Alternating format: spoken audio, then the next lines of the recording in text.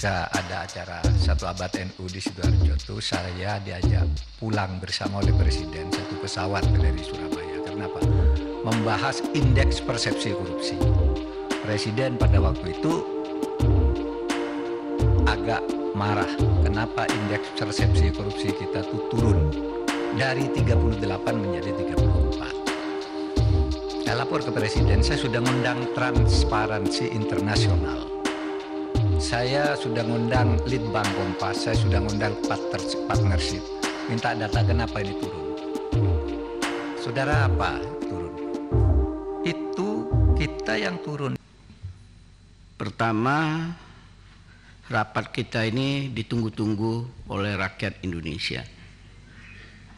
Karena triggernya Pak Mahfud.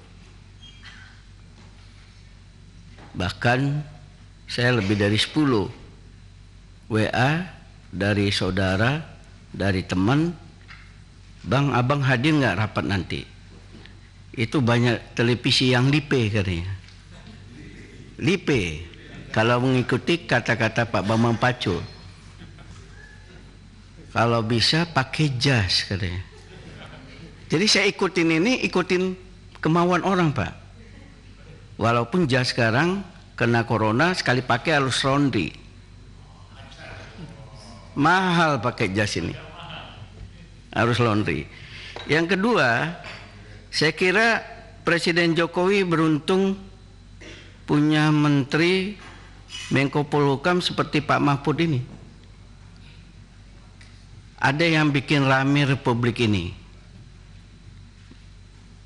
Kalau tempo hari Presiden SBY ada Denny Indrayana yang suka ya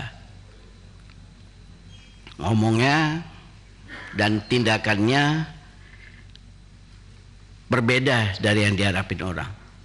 Tapi justru itu yang membuat kelihatannya ada keseriusan dari Presiden SBY untuk menegakkan hukum.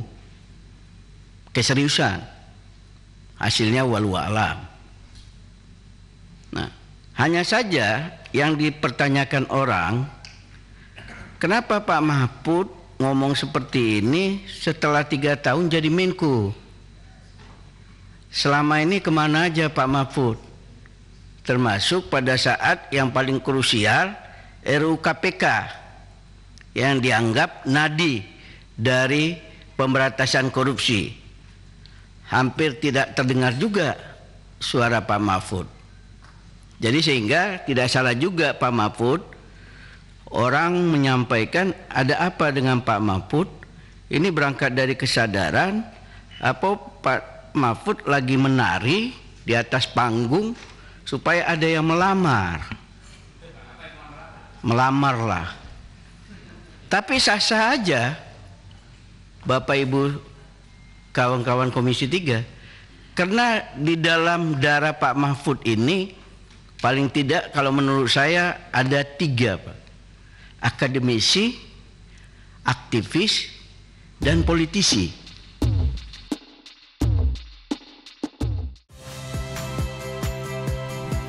Saya Yasir Neneama. Saksikan program-program Kompas TV melalui siaran digital, pay TV, dan media streaming lainnya.